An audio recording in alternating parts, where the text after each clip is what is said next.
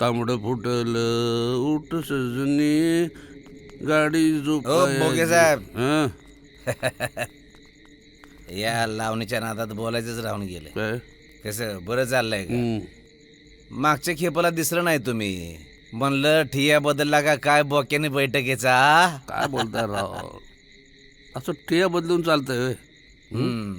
काय आहे, या चिमण्या पाखरांना अधनमधनं दाना द्यायला लागतो म्हणजे ते आपल्याशी होतात. आता त्यात जरा मी चारा दिला तरच ते आम्हाला थारा देणार ना. हे बाकी बरोबर आहे. हं. बोके साहेब, हं. तुम्हाला बघितलं ना, हं. आपली एकदम खात्री होती बघा. कसली हीच की या दुनियामध्ये रंगढंग करणारे फक्त आम्हीच नाही, तर आमच्यासारख्या आंबट शौकीनांची सुद्धा कमी नाही. हा, लय बोलला ते एकदा वाड्यावर ये, मग पाहुणचार घेतो. अवश्य अवश्य कधीतरी फोन करून वाड्यावर नाही तुमच्याकडे येऊच. आईला बोक्या. चल.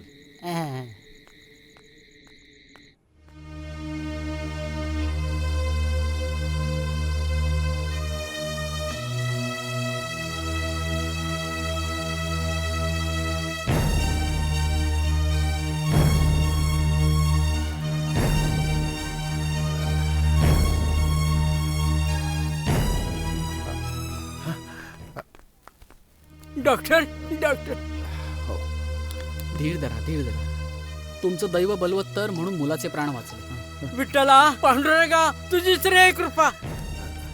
म्हणजे आमच्या पुरीचं कुक्कू बळकट म्हणायचं. डॉक्टर, अहो पण अजून किती दिवस त्याला इथे ठेवायला लागणार हे बघा, आता तसंच काही सांगता येणार नाही.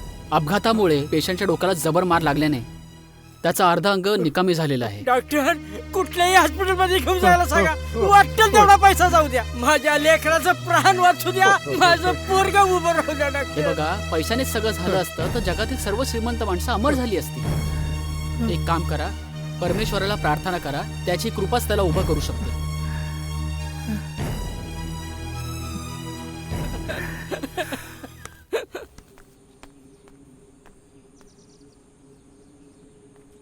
हे बघा, सगळे शांत बसा. मालक आलं की नाही तुमच्या सगळ्या अडचणी सोडवून टाकतील. हा, आलं आलं मालक आलं.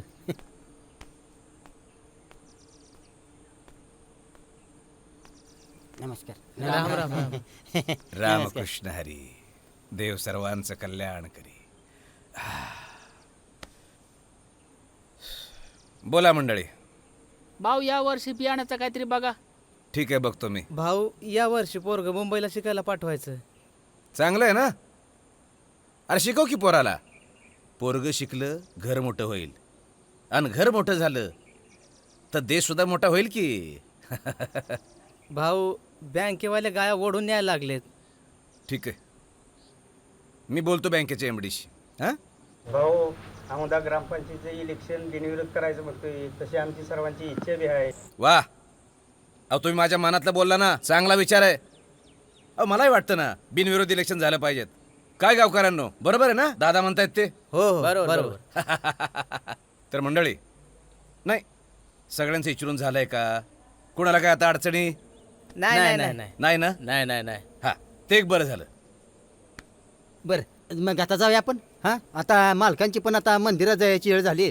मंदिरात जायची तेव्हा आपण निघूया आता. हा, राम राम राम राम. चला रामकृष्ण चला, उठा उठा, चला. देव सर्वांचं कल्याण. चला लवकर निघा, चला. चला चला चला. आजोबा सावकाश जावा. भाऊ,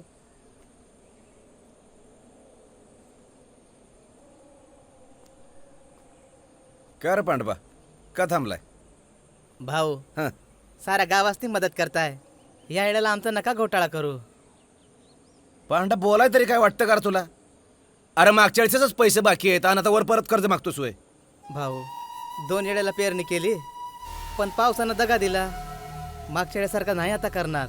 सारा तुमचा पैसा परत करतो की. अरे कसं करणार पैक परत? नुसतं बोललं म्हणजे झालं का? कसं करणार पैक परत सांग बरं तू. मालक, जमिनीचं कागदपत्र आपल्याकडे घाण ठेवतो म्हणतोय तू. एवढा येळाला नाही म्हणू नका मालक. लय गरज आहे आम्हासनी.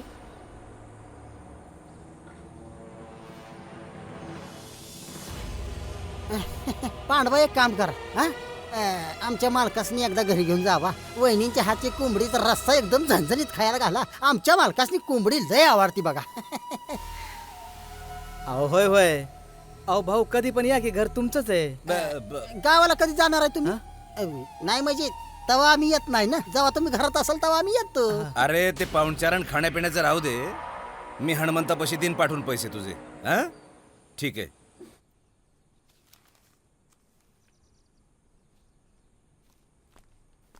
केसन तात्या हा कोण आहे? भाव आले ते. राम राम अण्णा. हा राम राम या. रामकृष्ण बसा. हरी रामकृष्ण हरी. बसा बसा बसा.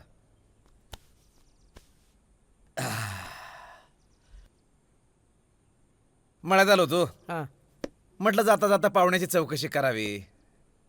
काय म्हणतात आमचं मोहनराव, बरे आहेत का? मोहन अजून हॉस्पिटलमध्येच आहे तो. रामकृष्ण हरी रामकृष्ण हरी. काय म्हणतात डॉक्टर? काय म्हणणार, हा हात टेकले आमचे. आता दुसरं हॉस्पिटल बघा, नाहीतर घरीच काहीतरी उपाय करा. रामकृष्ण हरी. असं रामकृष्ण हरी रामकृष्ण. नमस्कार. रामकृष्ण हरी रामकृष्ण हरी. आत्ताच मला अण्णाकडनं कळलं. वाईट वाटतंय, पण काय त्याच्या मनात आहे काय कळायला मार्ग नाही. हो ना हो. आता होतं नव्हते ते समजा हॉस्पिटलमध्ये घातला बघा. आता काय करायचं? आता हाय ते 4 दागिनं मोडायचं आणि हॉस्पिटलचा खर्च करायचा. अहो, दागिनं कशा पाय मोडताय? अहो स्त्रीधन आहे तुमचं, सौभाग्याचा अलंकार आहे तुमचं, ती मोडून कसं चालेल? हा? तुमचं सगळं म्हणणं खरं आहे, हा. पण त्याशिवाय आमच्याकडे दुसरा कुठला पर्याय नाही. अहो मालक असताना कशा पाय काळजी करताय? अहो मालक तुम्हाला करते की मदत. अहो पण कशाला आमच्या पायी तुम्हाला त्रास? हाय का आता तरास कसला त्यात? अहो आमचं मालक हायती का नाही, प्रत्येक गरजूच्या मदतीला धावून गेले ती. रामकृष्ण हरी. अहो पण पैसे जास्त लागतील. अण्णा किती पैशाची गरज आहे? नाही म्हणलं तरी 8-10 लाख रुपये लागतील. 10 लाख दिलं. हा. दिलं 8-10 लाख. पण हे दागिनं मात्र मोडू नका. काय की शुभून दिसतं सौभाग्यवतीच्या गळ्यात. ह्या बघा तुम्हाला लयच अवघड वाटत असेल तर जमिनीची घरात कागदपत्र मालकांच्याकडे ठेवायची, म्हणजे नावापुरती ठेवायची, म्हणजे तुमच्या पण जीवाला जरा जड वाटायचं नाही. अगं आई, हनुमंतराव बोलतायत ते अगदी बरोबर आहे. अगं कुठे बी कर्ज काढायचं झालं तर जामीन द्यावंच लागलं असतं की. खरं म्हणजे त्याची काहीच गरज नव्हती. फक्त तुम्हाला वज वाटू नये म्हणूनच फक्त हे सगळं करायचं. कागदपत्र तुमच्या घरी राहिली काय आणि माझ्या घरी राहिली काय, एकच. बर, मी हनुमंताजवळ आज पैसे पाठवून देतो. आजच्या आज पोराला घरी घेऊन यायचं, कळलं? हा? हे बघा आमचं मालक आहेत का नाही, मग अजिबात काळजी करायची नाही. सगळं व्यवस्थित होणार. आभारी आहे मी तुमचा. आभार माझे कसले मांडताय?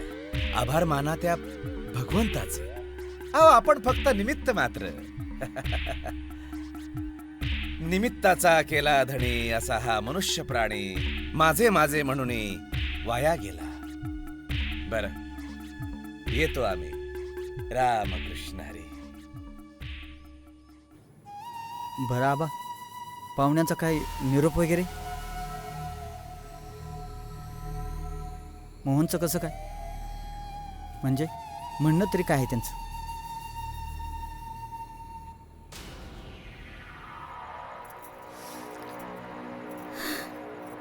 पांढऱ्या पायाची पाल घरात यायच्या आधीच असं झालं. अगं नुसती हळद लागली तर हे झालं. लग्न झालं असतं तर काय झालं असतं कुणास ठाऊक. आपलं नशीबच खोटं, दुसऱ्याला दोष देऊन काय उपयोग. त्या सटवीचं तोंड बघितलं नसतं तर हे असं झालं नसतं. आता तिचं काय, करेल दुसऱ्या बरोबर लग्न, पण माझ्या भावाचं काय? जावा ना आता तिला सांगा, अशा अवस्थेत कर म्हणा माझ्या पोराशी लगीन.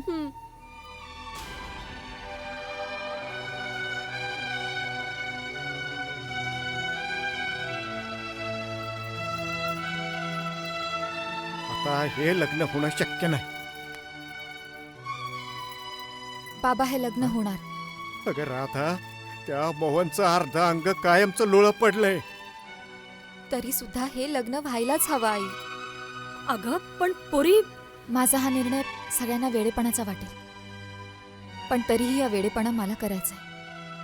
हाच अपघात जर लग्नानंतर झाला असता तर कोणी काय केलं असतं?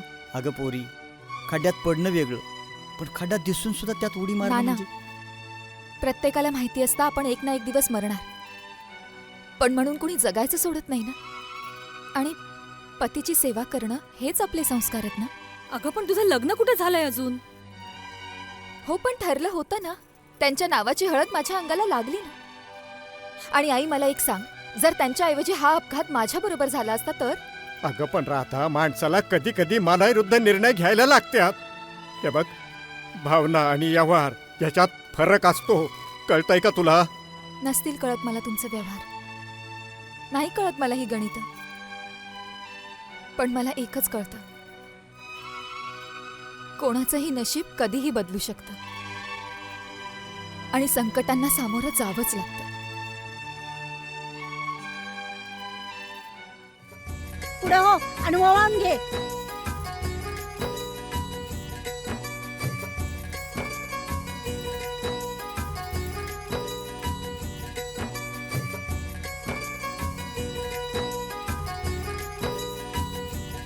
माप पालत करा ना आत या.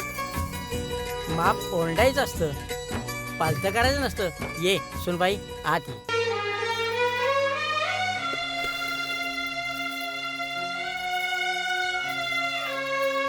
ये आत ये. चल चल हळू हळू हळू.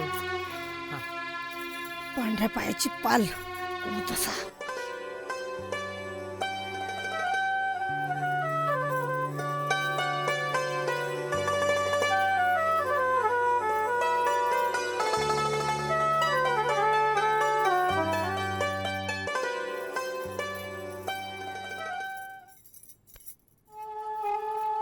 काय झालं?